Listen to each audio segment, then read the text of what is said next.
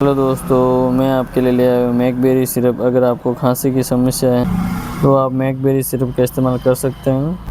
हाँ तो दोस्तों, यूज़ की बात करें तो अगर आपको एंटी एलर्जी की वजह से खांसी आ रही हो या फिर सूखे खांसी आ रही है या फिर आपको कफ आ रहा हो तो आप इस सिरप का इस्तेमाल कर सकते हैं।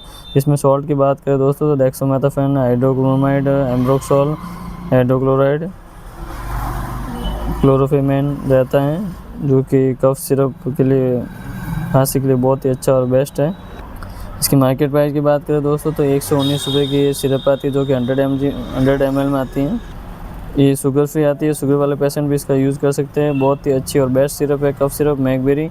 जानकारी अच्छी लगी दोस्तों वीडियो को लाइक करें और चैनल को सब्सक्राइब करें। थैंक यू दोस्तों।